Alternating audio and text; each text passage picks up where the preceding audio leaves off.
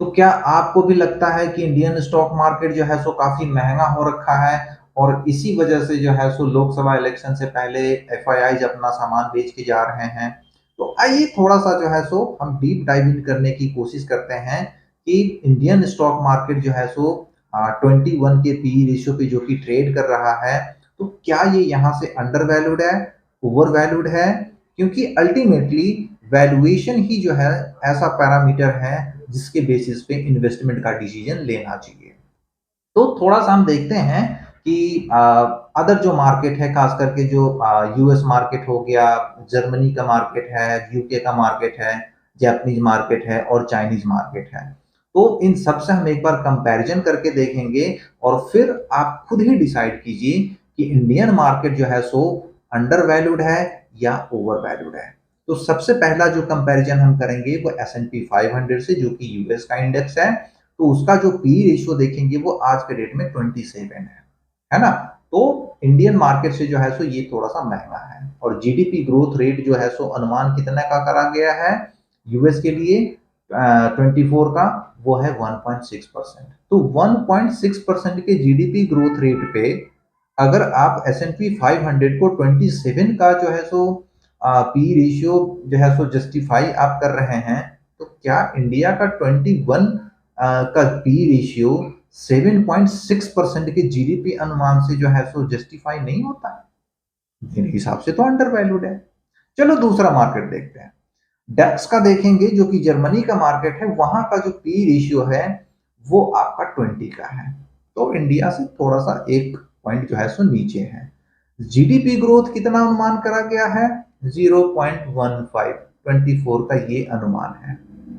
अब 0.15 के 15% पे जो है सो आप 20 का पी रेशियो दे रहे हैं, वो आपको जस्टिफिएबल लगता है और इंडियन मार्केट का 21 का पी रेशियो जस्टिफिएबल नहीं लगता। चलो तीसरी मार्केट देखते हैं।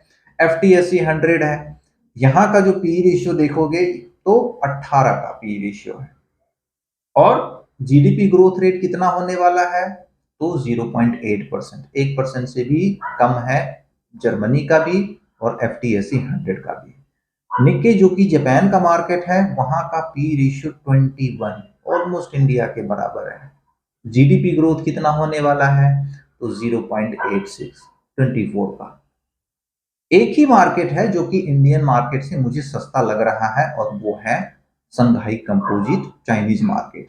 वहां का पी रेशियो अभी 13 के आसपास है। ये 10 के नीचे भी था कुछ दिन पहले, अभी थोड़ा सा बढ़ गया है, तो इसकी वजह से जो है सो आ, थोड़ा सा आपको बढ़ता हुआ दिख रहा है। तो अभी 13 के पी रेशियो पे ट्रेड कर रहा है और जीडीपी ग्रोथ रेट कितना अनुमान किया गया है? तो 4.64 है ना। इंडियन मार्केट का जो पी रेशियो है वो 21 का है और 7.6 हो सकता है कि 8% के रेट से भी जीडीपी ग्रोथ रेट हो जाए 2024 में।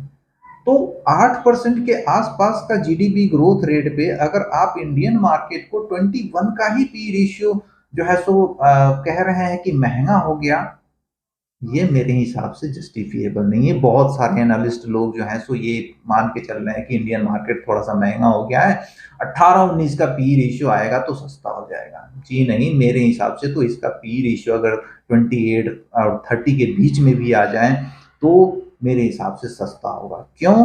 क्योंकि जीडीपी ग्रोथ रेट 8% के हिसाब से है और किसी भी बड़े इकोनॉमी का जीडीपी ग्रोथ रेट 8 के हिसाब से नहीं है। तो अल्टीमेटली आप किस चीज पे वैल्यूएशन देते हैं? आपका ग्रोथ रेट क्या है? अगर ग्रोथ रेट हाई है तो 21 का पी रेशियो मेरे हिसाब से जस्टिफिएबल नहीं है और ये और ज्यादा होना चाहिए, है ना।